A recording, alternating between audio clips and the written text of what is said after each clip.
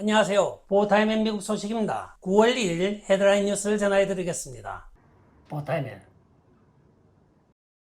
오늘의 첫 번째 소식을 전해드리겠습니다. 오늘 업데이트되고 있는 마라로고 사건에 대하여 브리핑을 해드리겠습니다. 도널드 트럼프 대통령이 요구하였던 특별검사 제도에 대하여 DOJ가 어저께 40페이지에 달하는 반박 성명 자료를 제출하였습니다. 오늘 밝혀진 바에 따르면 여기에는 아주 충격적인 사진이 포함되어 있는 것으로 나타나고 있습니다. 즉 마라로고 카펫 위에 여러가지 기밀 서류를 실제 기억자 자를 놓고 전부 촬영한 것으로 나타나고 있는데, 여기에는 가장 문제가 되고 있는 것이 바로 HCS라고 마킹되어 있는 기밀 서류가 몇 건이 포함이 되어 있습니다. HCS는 바로 휴민트 컨트롤 시스템이라고 하여 해외에서 공작 활동을 하고 있는 많은 첩보 요원들의 연락처와 그 기밀 사항이 포함되어 있는 것입니다. 이것으로 지금 DOJ에서는 도널드 트럼프 대통령을 러시아 간첩과 또는 국가 반란 음모 혐의로 엮어넣기 위하여 혼신의 힘을 다하고 있으나 여기에 당하고 있을 도널드 트럼프 대통령은 또 아니죠. 오늘 도널드 트럼프 대통령 측에서는 공식 성명을 발표하고 있습니다. HCS라는 서류는 가져간 적도 없고 본 적도 없는데 이것을 사진 촬영을 한 것으로 봐 연출된 사진이라고 하면서 반박 성명을 발표하고 있습니다. 도널드 트럼프 대통령 측과 DOJ 측의 지금 진실 공방을 가지고 서로가 격돌하는 가운데 점점 혼탁해지는 미국의 정치 현장을 보는 것 같아 마음이 착잡하기만 합니다.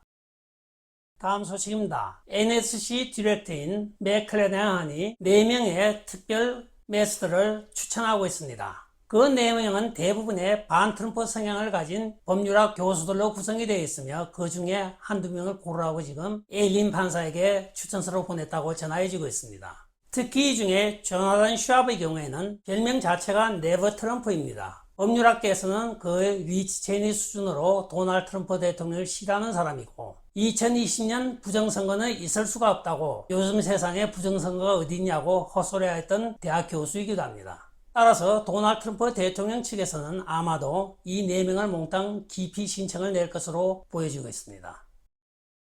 다음 소식입니다. 팍스뉴스의 샤안 해너티가 오늘 FBI의 약 20명의 내부 고발자가 의회에 나와서 증인 선서를 하며 보고를 하고 있다고 전하고 있습니다. 내부 고발자들의 증언에 의하면 크리스 레이가 너무나 부패에 타락한 관료이며 FBI를 이끌 자격이 없는 리더라고 증언을 하고 있다고 합니다. 세부적인 사항에 대해서는 아직까지 발표가 되고 있지 않지만 크리스 레이의 삶은 멀지 않은 것으로 보여지고 있습니다. 한편 미국인 54,000명을 설문조사한 결과 오늘 FBI에 대한 충격적인 결과가 나오고 있습니다. 54,000명 중에 FBI를 신뢰합니까? 했더니 신뢰하지 않는다가 98.5%가 나오고 불과 1.5%만 신뢰한다고 나왔다고 합니다. 1.5%의 신뢰성을 갖고 있는 국가수사기관은 존재해서는 안 되는 것입니다. 최소한 국민의 과반수 이상이 신뢰하는 수사기관이 돼야지 1.5%를 가지고 자기들을 믿어달라고 온 동네방네 설레발을 치면서 정치 공작을 하고 있는 FBI입니다.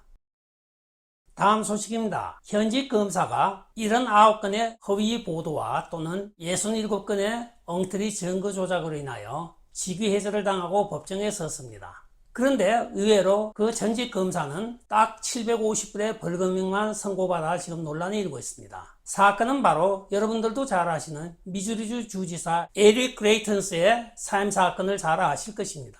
미주리주 주지사로 당선되자마자 익명의 여성으로부터 성 스캔들 보고를 받았다고 하면서 kimberly 가드너가 수사를 착수하였습니다. 그러나 그 수사 과정에 그녀는 증거를 67건이나 조작하였고 79건의 허위 진술서를 조작한 혐의를 받았습니다. 또한 kimberly 가드너는 소로스가 재정을 후원하고 있는 부패한 검사이기도 합니다. 이 검사가 현직에서 면직을 당하고 오늘 법정에 섰으나 아이러니하게도 딱 750불의 벌금만 낸 것입니다. 한편 미주리 법률 고문실에서는 4월달 발표에 따르면 징계가 없을 것이라고 미리 예견을 하기까지 하였습니다. 결과적으로는 미주리주의 사법 시스템이 지금 엉망이 되어 있다는 것을 증명하는 사건이기도 합니다. 일반 사람이 증거 하나만 조작을 해도 1년 이상의 징역을 사는 것이 보통 법원에 존엄을 세우는 일인데 현직 검사일 때 79건의 증거 조작을 한 사람을 750불 벌금은 이거 자동차 교통티켓보다 싼 것입니다. 한마디로 이게 나라냐.